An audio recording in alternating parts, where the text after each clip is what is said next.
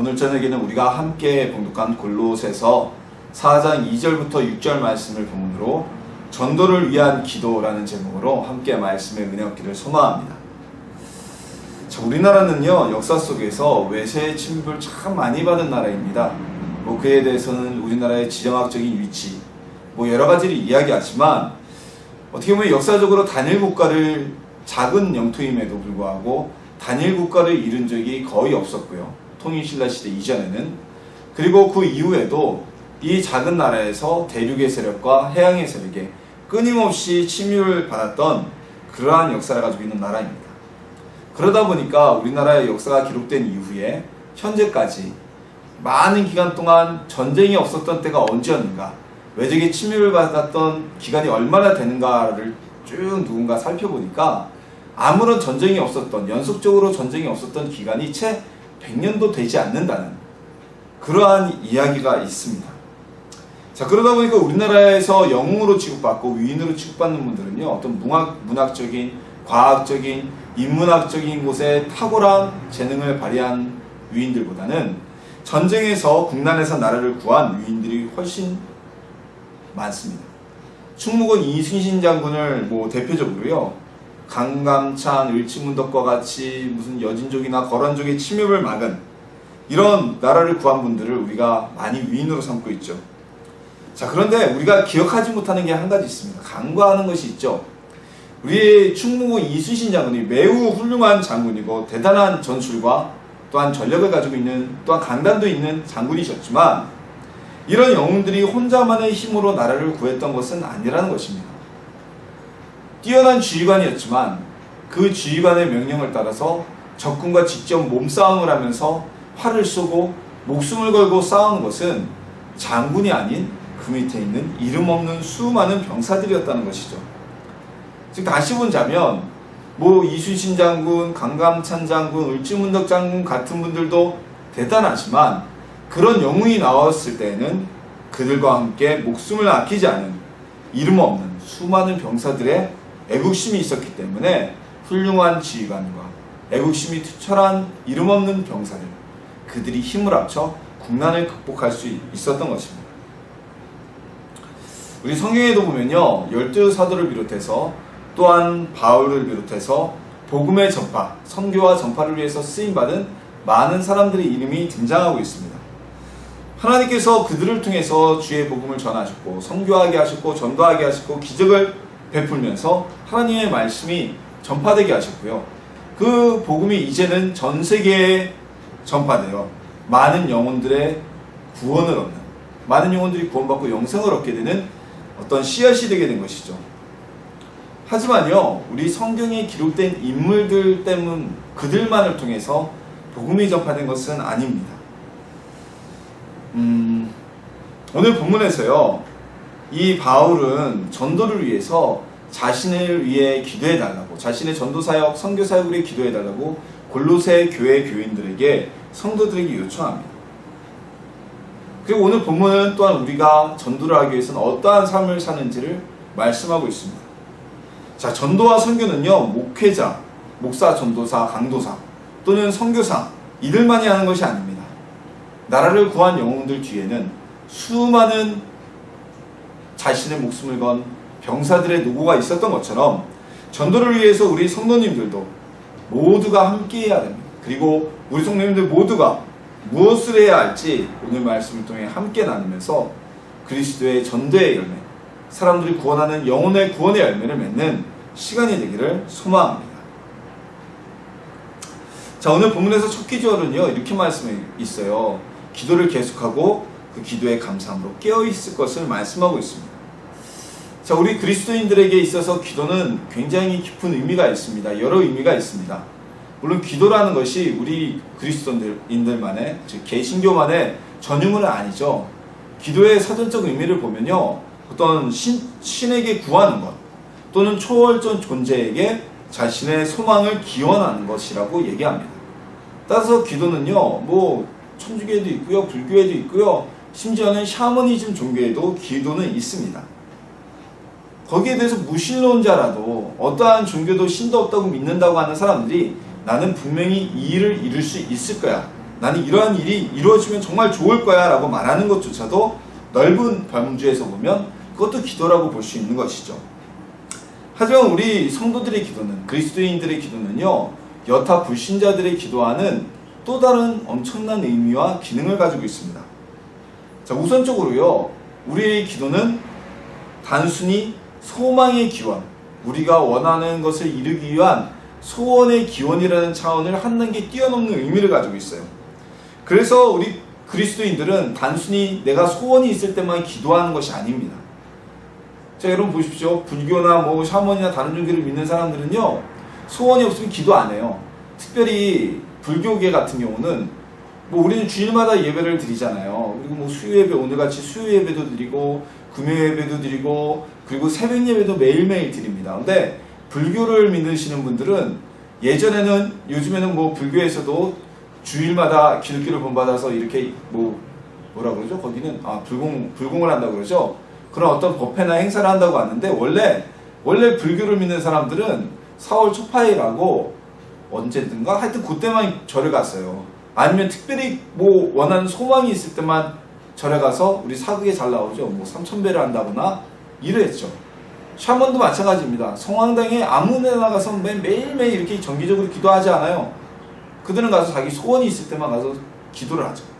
그럼 우리는 단순히 소원이 있을 때만 기도하는 것이 아니라는 겁니다.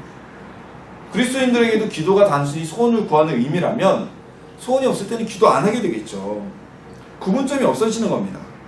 그래서 성도들의 기도에 대해서 우리 성경은 이렇게 얘기를 합니다. 먼저 첫 번째로 우리의 기도는 영적 호흡이라는 의미를 부여합니다. 자, 스킨스쿠버라는 레프츠를 아시죠? 이게 물속을 들어가는 겁니다. 산소통을 메고 많이 보셨을 거예요. 뭐 스킨스쿠버 모르시는 분들 안 계시고. 근데 이 스쿠버 다이빙에는 두 가지 종류가 있습니다. 스노클링이라는 게 있고요. 이 스노클링이라는 것은 요즘에도 많이 팔죠. 이렇게 물안경 쓰고 이 스노클 깔때기, 숨 쉴 수 있는 깔때기를 쓰고서 물에 이렇게 엎드려서 수면 위에서 이 관을 통해서 숨을 쉬면서, 또는 간혹가다 잠수를 하더라도 숨을 견딜 수 있는 약 2-3분 정도, 1-2분 정도, 보통 그 정도의 시간만 물속에서 머무는 걸 스노클링이라고 그러고요. 스킨스쿠버라 그러면 말 그대로 물속에 그냥 들어가는 겁니다. 들어가는데 사람이 물속에 들어갈 때 보통 사람들은 1분 이상의 호흡을 참기가 힘듭니다. 그리고 아주 훈련이 많이 된 사람들은 2분, 3분까지도 가능하다고 하는데 그 이상의 물속에 머물 수가 없죠. 그래서 스킨스쿠버를 할 때는 필수적으로 산소통을 메고 물속에 들어가야만 합니다. 수중에서 이 산소가 떨어지면요, 우리가 뭐 산소통이라고 얘기하지만 그 통 안에 실질적으로 그냥 공기가 들어있는 건데, 이 물속에서 깊은 곳에 들어갔다 공기가 떨어지면 굉장히 위험한 일이 생기게 되죠. 정말 생명의 위협을 받는 일이 생깁니다. 그래서 스킨스쿠버를 할 때는 항상 산소통에 있는 공기의 양을, 잔여 공기의 양을 항상 체크하는 것이 매우 중요하다고 합니다. 깊이 들어가도 공기가 떨어지기 전에 안전하게 물 밖으로 나오는 게 중요하다고 하죠. 또는 우리가 화재가 발생하면 늘 교육을 받지만, 뭐 TV에서도 나오지만, 화재가 발생하면 이 공기 호흡이 굉장히 중요해요. 유독가스가 나오기 때문에 그 유독가스의 양이 얼마나 심하냐면 한 번, 두 번 들이마시면 사람이 정신을 잃는다고 합니다. 그러니까 실질적으로 화재를 통해서 희생당하는 사망자의 대부분이 정말 화상으로 사망을 하는 것이 아니라 거의 90% 이상은 이 연기 호흡 때문에 사망을 한다고 하죠. 그래서 우리 소방관분들이 항상 어떻게 하십니까? 소화 화재를 진압하러 갈 때는 꼭 산소통을 메고 산소호흡기를 쓰고 그렇게 진압을 나가죠. 지하철 역사 같은 데도 가도 혹여라도 있을 화재 상황에 대비해서 유독가스를 맞지 않게 하기 위해서 방독면이 항상 비치가 되어 있고요. 이 세상이라는 곳은요, 죄에 오염된 곳입니다. 지금 이 세상의 공중권세를 사단이 잡고 있죠. 그래서 이 세상을 살아가는 그리스도인들이 그냥 세상의 것을 호흡하고 그대로 지내게 되면 마치 메르스가 오염된 공기에서 숨을 쉬는 것과 같이 우리는 이 죄악에 있는 세상에서 죄에 오염될 수밖에 없습니다. 이 죄에 오염된 세상에서 정화장치를 통해서 우리가 살아갈 수 있는 것은, 우리 스스로를 지킬 수 있는 것은 바로 기도를 통해서 하나님의 영적 호흡을 하고 그 하나님께서 주시는 정화된 호흡을 통해 우리의 영혼을 지켜나가는 방법이 있는 것입니다. 그래서 우리 성도들은요, 우리가 필요한 것이 없는 하나님이 주신 모든 풍요로움 가운데서도 기도해야 되고, 그리고 어떠한 소망이 없을 때도 기도해야 되고, 정말 쉬지 말고 항상 기도해야 되는 것입니다. 왜냐하면 살아있는 사람은 호흡을 멈추지 않기 때문입니다. 숨만 쉬어도 공기 중으로 전염되는 메르스가 지난 겨울에 모든 국민들을 공포에 떨게 하지 않았습니까? 지지난 겨울인가요 벌써? 예. 그냥 아무것도 없는데 숨만 쉬었는데 감염이 되잖아요. 우리도 영적 호흡을 하지 않으면, 즉 기도를 하지 않으면, 오염된 세상의 호흡을 한다면 우리의 영혼도 금세 죄에 오염될 수밖에 없습니다. 그래서 우리는 늘 쉬지 말고 소원이 없을 때에도, 구하는 기도가 없을 때에도, 소망이 없을 때에도 늘 기도해야만 합니다.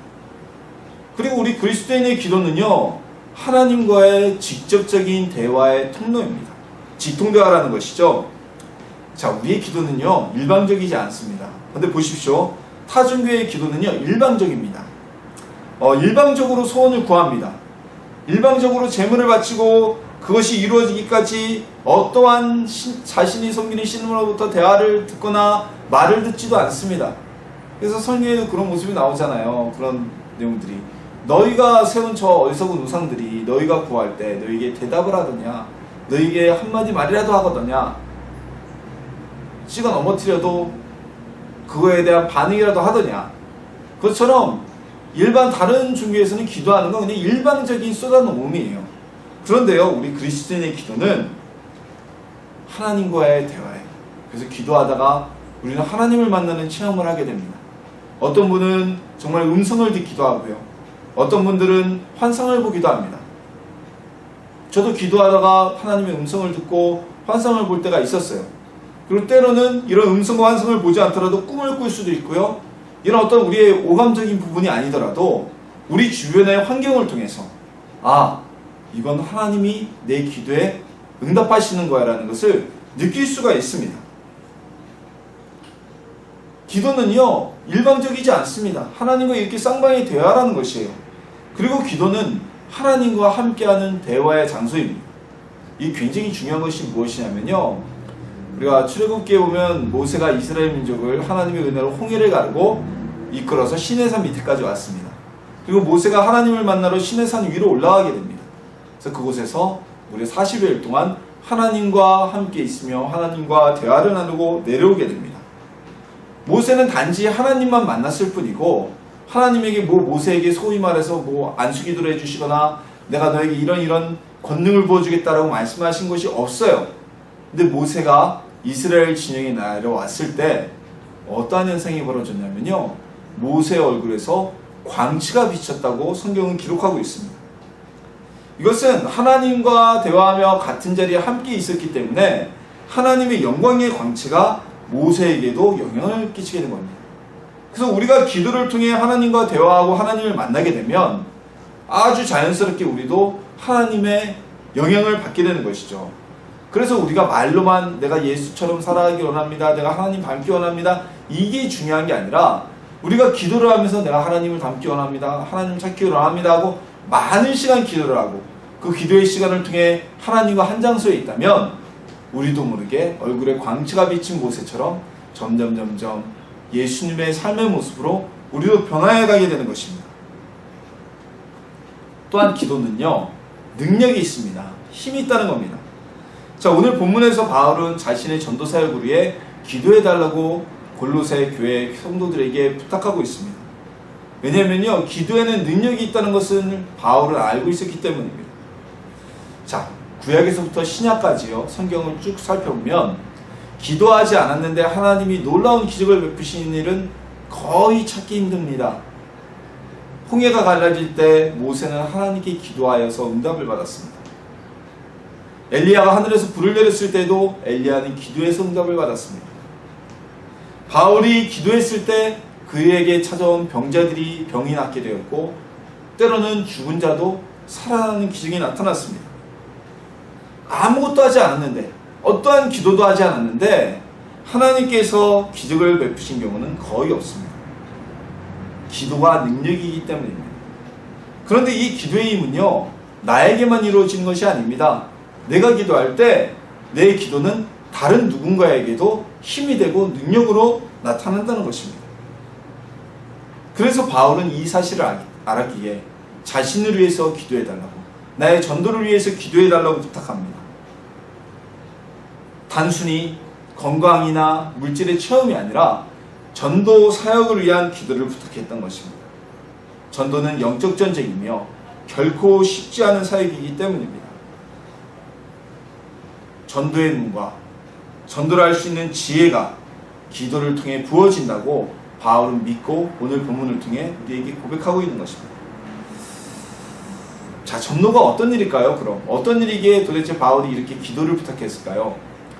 세상에서는요, 정말 아주 쉬운 일들과 어려운 일들이 있어요. 자, 어떤 사람에게는 어려운 일이, 어떤 사람에게는 적성이 맞는 일이 될 수도 있습니다.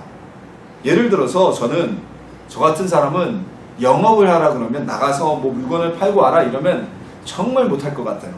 그러니까 저는요, 내근하면서 책상 앞에 앉아서 하는 어떤 뭐 서류를 보거나 작성하거나 이런 비활동적인 일이 체질을 맞습니다.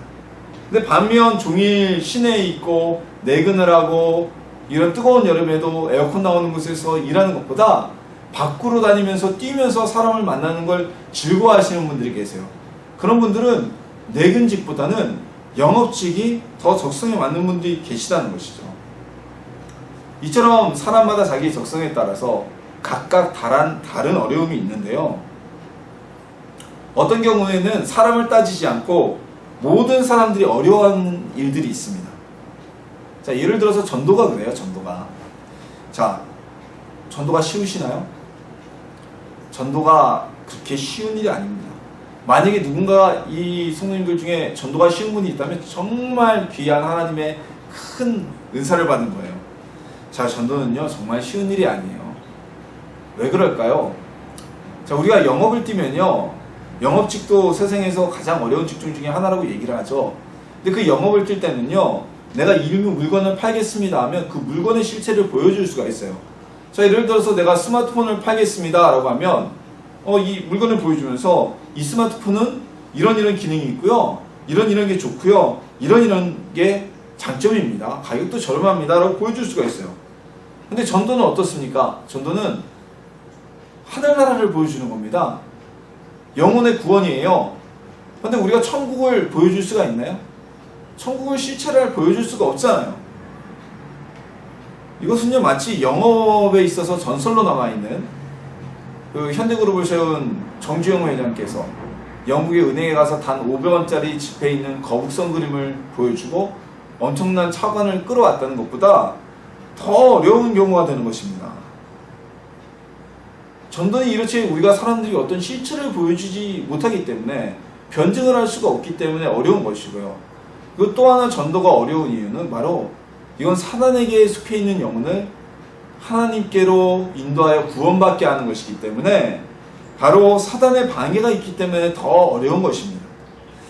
자, 사단은요, 사람들이 구원받지 못하기 위해서 많은 사람들의 마음을 미혹해 합니다. 심지어는 하나님의 자녀인 그리스도 안에 있는 자들도 마음을 빼앗기 위해서 우는 사자와 같이 우리를 찾아 헤매고 다니는 게 바로 사단입니다. 그래서 사람들의 마음을 미혹시킵니다. 진리를 깨닫지 못하게 합니다. 자신이 죄인임을 인정하지 못하게 하기 위해서 그들의 양심이 둔감하게 만듭니다. 전도는 사단과의 영적 전쟁이에요. 그래서 전도할 때 우리는 전쟁의 승리를 위해서라도 기도를 해야 하는 것이 아주 필수적인 것입니다.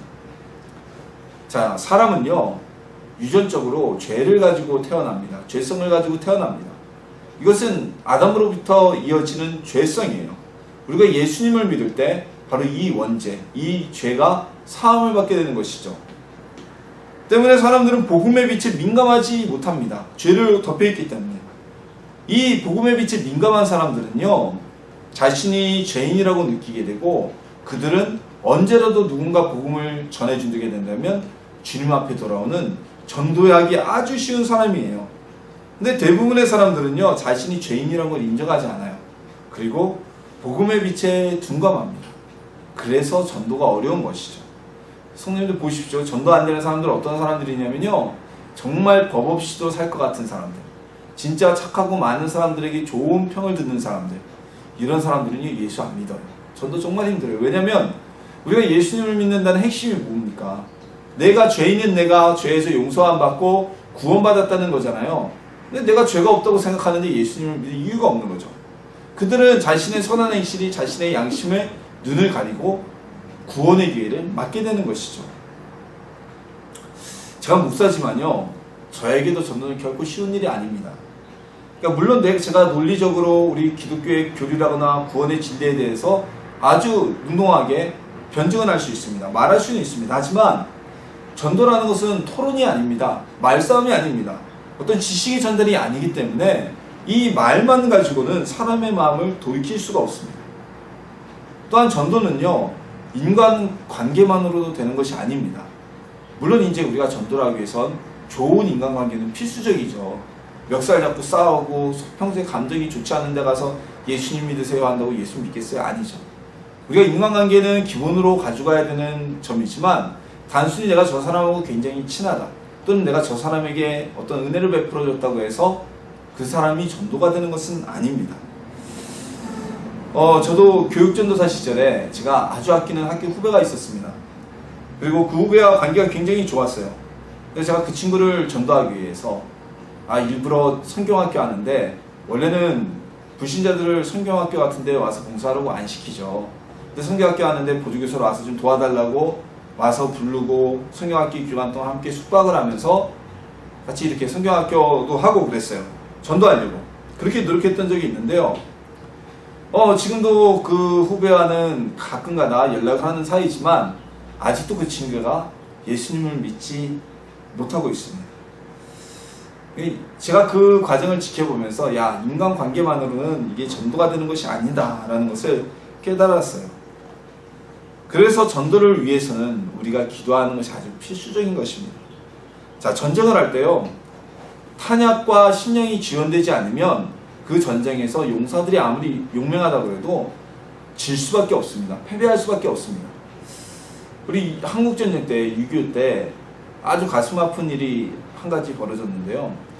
국민방위군 사건이라는 사건이 있었습니다. 이건 전쟁에 이기기 위해서 많은 사람들을 징집해놓고, 군인으로 징집해놓고, 북한군과 싸우라고 강제 징집을 해서 모아놓고 그들에게 적절한 식량과 피복을 지급하지 않아서 무려 9만 명이나 되는 장정들이 굶어 죽고 얼어 죽은 사건입니다.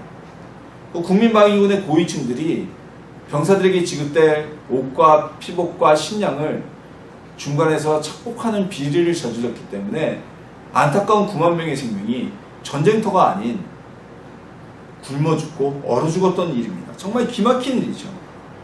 우리가 전도도 사단과의 영적 전쟁이기 때문에 기도의 후원 없이, 기도의 힘이 없이는 절대 이길 수가 없습니다. 그래서 기도는 우리의 전도에 아주 필수 불가결한 지원이라는 것입니다.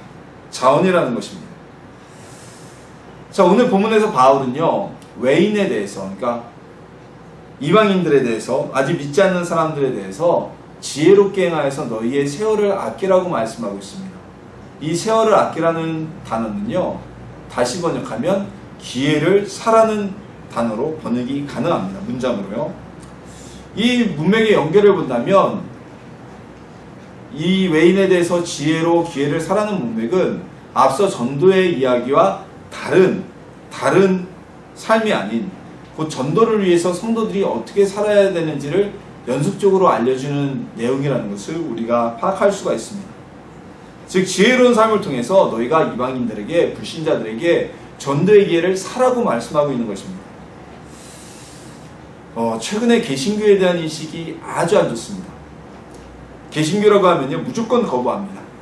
특별히 20대에 있어서는 개신교에 대해서는 그 불신이 아주 극에 달해 있어요. 우리 교회 이 심센터에서 하고 있는, 우리가 청년들을 대상으로 무료로 컴알 자격증 강좌를 열어주고 있지 않습니까? 이것이 상당히 가치가 있는, 학원을 다니면 정말 수십만 원대, 기십만 원대의 강좌를 무료로 제공하고 있는 건데, 이런 강좌를 어느 인터넷 커뮤니티 같은데 광고를 하기 위해서 올리면 바로 삭제가 돼요. 이유가 무엇이냐고 운영진에게 물어보면 단지 교회에서 하는 강좌이기 때문이라는 얘기예요. 정말 웃기는 얘기죠. 이것은 어떤 사단의 공격. 물론 사단은 끊임없이 교회를 공격해 왔습니다. 복음을 전하지 못하게, 전도하지 못하게. 이러한 사단의 공격이기도 하지만 이것은 지혜롭게 살지 못한 우리 성도들의 삶이, 하나님 자녀들의 삶이 원인을 증오했기 때문입니다. 목회자들이요, 온갖 추문에 휩쓸리고요, 성도들이 사회에 모범이 되지 못하고 불신자들보다 못한 삶을 살기 때문에 불신자들의 공격을 받게 되는 것입니다. 이런 불신이 있는 사람들에게는요, 전도한다고 예수님의 예자만 꺼내도 아주 극렬하게 거부하면서 손을 흔들면서 듣기를 거부해요. 복음을 전할 기회를 우리 스스로가 잃어버리고 있는 것이죠.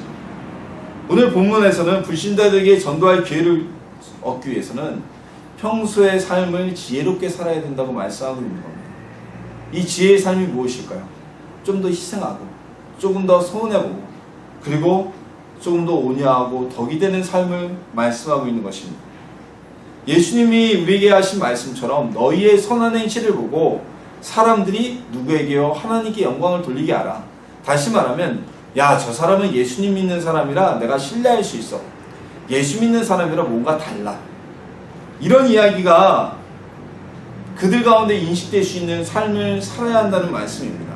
그렇게 된다면 내가 신뢰하고 내가 인정하는 사람이 전하는 복음을 거절하고 거부하지는 않겠죠. 오늘 본문에서는 이 지혜로운 삶과 함께 우리가 소금의 삶을 살라고 말씀하고 있습니다. 소금의 삶은 무엇입니까? 스스로를 녹여서 맛을 내고 부패를 방지하는 삶입니다. 이건 앞서 말씀드린 지혜의 삶과 연관되는 내용이죠. 희생하는 삶, 그리고 사회의 빛과 덕이 되는 삶, 많은 사람들이 하나님께 영광을 돌리게 할 수 있는 그런 삶을 살라고 말씀하고 있어요. 그렇게 할 때 성령께서 어떻게 하신다고요? 각 사람이 마땅히 대답할 수를 알게 하리라.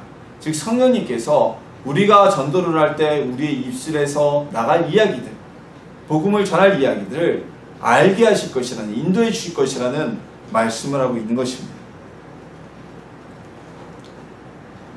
그리스도인들에게 기도라는 것은요, 단순히 소원을 비는 도구만이 아닙니다. 기도는요, 소원을 구하는 도구이기도 하지만 하나님과의 대화의 창고이며 소통의 장소입니다. 이 죄악의 세상에서 우리 영혼을 지키는 호흡이 되기도 하죠. 또한 기도는 능력과 힘을 가지고 있습니다. 기도를 통해 기적이 일어나고요. 기도를 해야 하나님의 능력이 나타납니다. 그러기에 우리는 전도를 하기 위해서는 기도가 필수적으로 있어야만 합니다. 그 사실을 알았던 바울도 오늘 본문에서 성도들에게 자신의 전도 사역을 해서 기도해달라고 요청하고 있는 것입니다. 전도는요, 쉬운 일이 아닙니다. 그냥 눈에 보이는 것을 우리가 전하는 것이 아니기 때문이고요. 사단에게 사로잡혀 있는 일을 구조하는 것이기 때문에 전도는 쉬운 것이 아닙니다. 영적 전쟁입니다. 사단은 끊임없이 영혼이 구원받지 못하도록, 우리가 전도를 하지 못하도록 방해하고 있습니다. 이때 전도를 하기 위해서 우리는 기도해야만 합니다. 기도 없이는 전도를 할 수 없습니다. 영적 전쟁에서 승리할 수 없는 것입니다. 기도는 전도의 열매를 맺기 위한 필수적인 요소인 것입니다. 오늘 본문은요, 전도를 위해서 우리는 기도하는 삶, 그리고 지혜로운 삶, 소금의 삶을 살라고 전하고 있습니다. 이 삶은 온유하고 선하고 희생이 되며 사람들에게, 불신자들에게 덕이 되는 삶을 살 때 우리가 그들에게 복음을 전할 기회를 살 수 있을 것이라고, 기도하며 전도의 희생의 삶을 살 때 성령께서 우리에게 전도의 능력을, 복음을 전할 수 있는 능력을 주실 것이라고 말씀하고 있습니다. 우리가 세상 사람과 구별되지 못한다면 우리가 전하는 복음을 누가 듣겠습니까? 나라에는 구하는 영웅은 그 군대의 지휘관입니다. 한 사람의 영웅만이 기록이 되지만 그 영웅이 있기 위해서는 전쟁터에서 몸을 부딪히며 싸우는 수많은 병사들이 있어야 합니다. 어느 훌륭한 부흥사만이, 한두 명의 훌륭한 목회자만이 교회를 부흥시키시고 하나님의 백성을 많이 전도할 수 있는 게 아닙니다. 전도는 우리 성도님들 각자가 직접 하는 것입니다.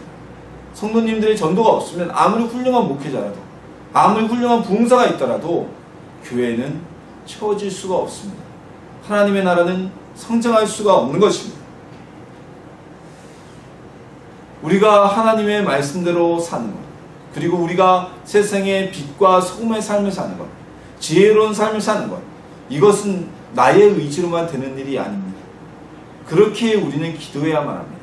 기도를 통해서 우리 스스로가 하나님 앞에 더 가까이 가고 영적 호흡을 함으로 우리의 영혼이 강건하게 만들고 기도를 통해서 사단의 공격을 무찌르는 능력을 받아서 그때 우리는 세상에 덕이 되는 삶을 살 수 있게 되고, 그때 우리는 복음을 전할 기회를 사게 되고, 그때 우리는 사람들에게 하나님의 나라를 전할 수 있게 될 것입니다. 그리고 우리의 복음 전함, 전도의 열매로 돌아오게 될 것입니다. 기도로 선행하고 그리고 전도로 행하고 소금의 삶을 살아서 아름다운 전도의 열매를 맺는 우리 예산나무 신토교회 성도님들이 되시기를 예수님의 이름으로 축원합니다.